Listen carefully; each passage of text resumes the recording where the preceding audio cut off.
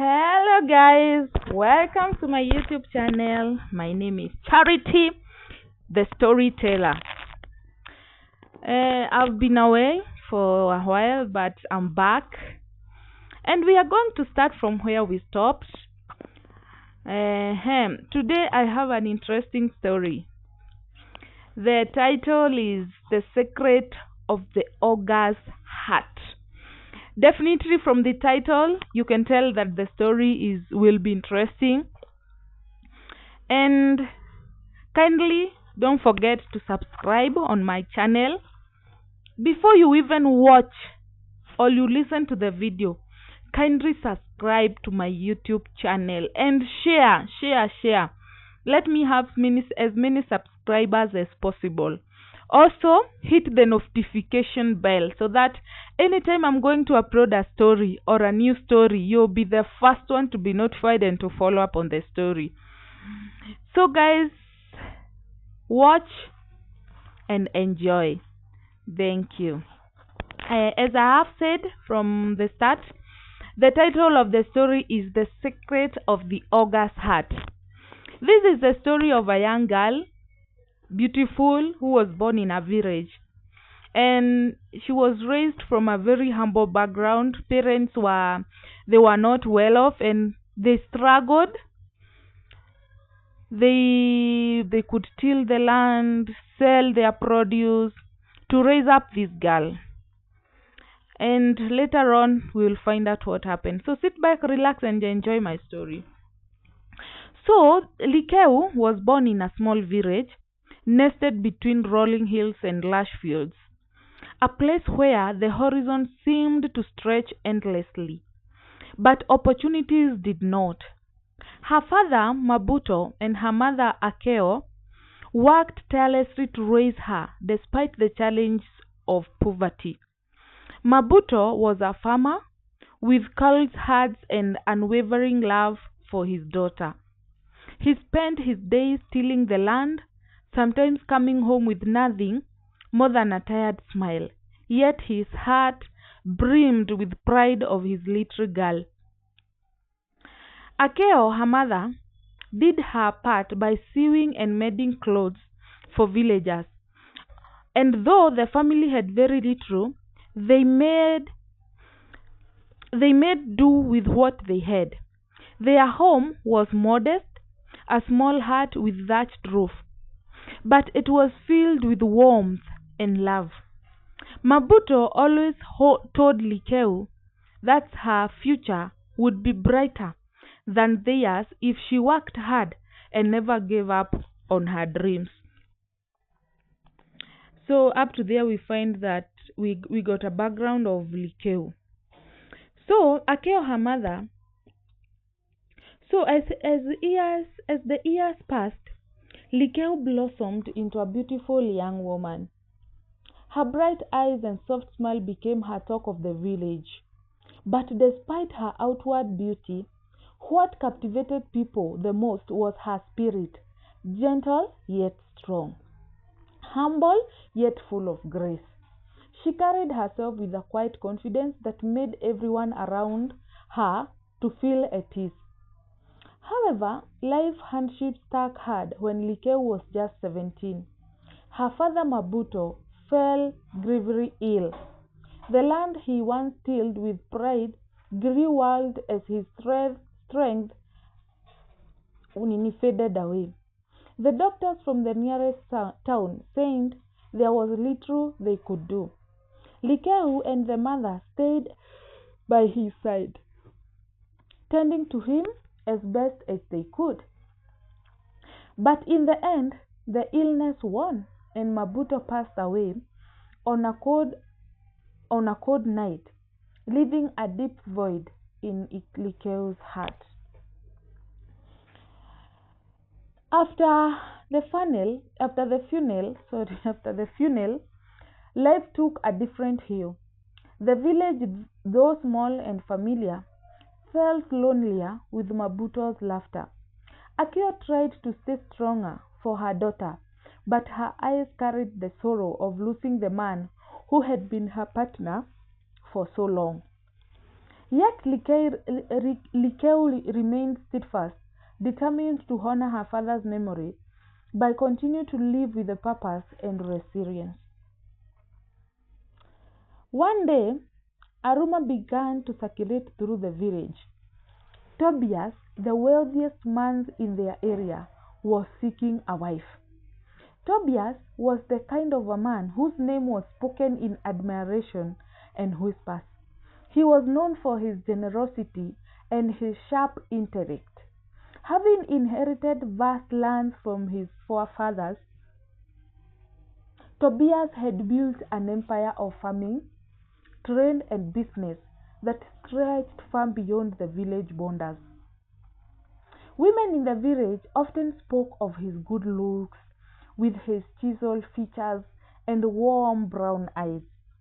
His charm made many women's hearts flutter, and it wasn't uncommon for them to find excuses to walk past his estate, hoping to catch his attention. But Tobias, despite all those admirers, he had remained unmarried. To Likeu's surprise, one afternoon, Tobias approached her family's modest home. His presence was both commanding and gentle, and when he spoke, his voice had smoothness that could calm the wildest storm. He offered his condolence to the father's death, but he also came with a proposal to marry her. Likeu was taken aback. Her family was not wealthy, and she was sure Tobias had no shortage of women who would gladly accept his hand. But his eyes spoke of sincerity. And after a few days of contemplation, Likeu agreed to marry him. Their wedding was the talk of the village.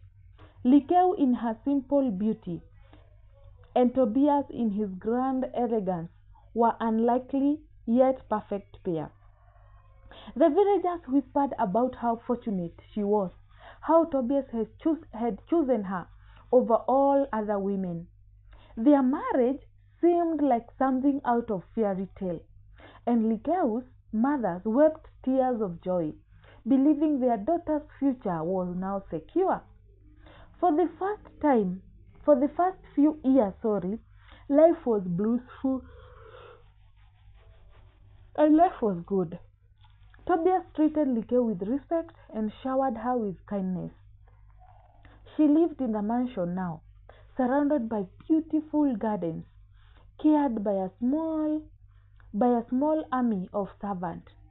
Likeu's humble upbringing had not prepared her for such luxury, but she remained grounded, always remembering where she had come from.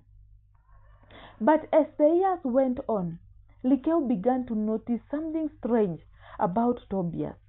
At first, it was small things: his mysterious absence at night, his tendency to disappear into the forest that bordered their home.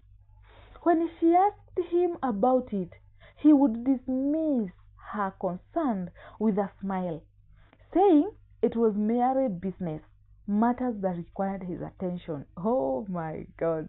Up to that point now, the story is a bit, we want to know, like, where was Tobias going at night in the forest? These are scary things. I know if you're the one also, you could be like, where is this man going? Is he a witch? Is he all those things? Think of them.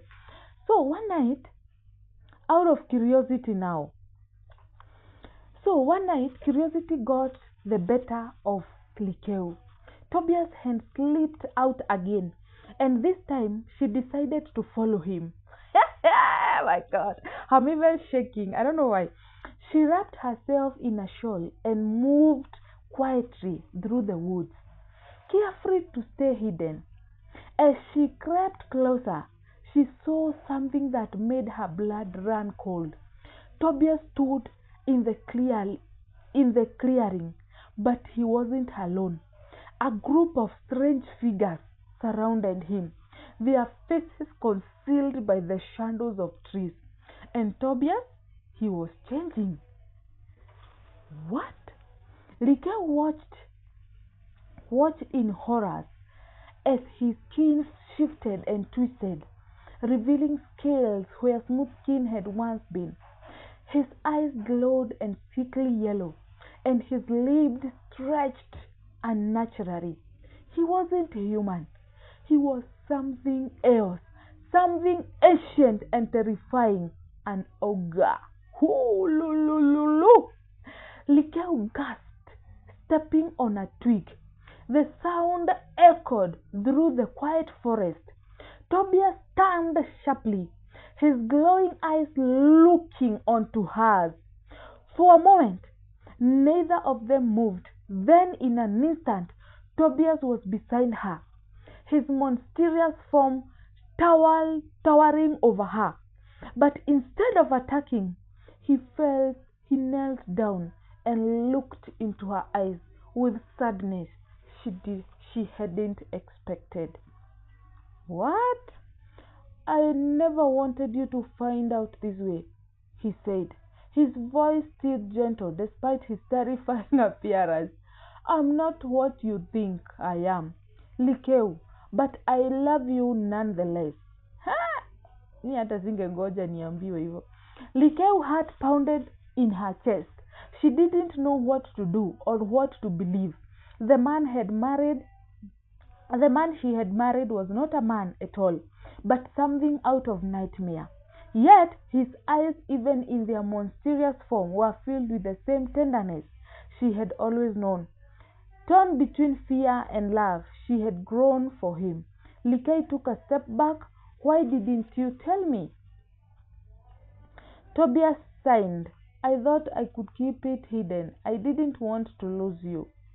As the wind rustled through the trees, Likeu stood frozen, her mind racing. She had married a monster. But had she really? Hey, that's the end of my story. Wait to see what happened. Did they continue with their marriage? Did they part ways? Let's wait and see what happened. Kindly, guys, don't forget to subscribe to my channel. That is the end of my story. Bye bye. I love you guys, and please don't forget to subscribe. Bye bye.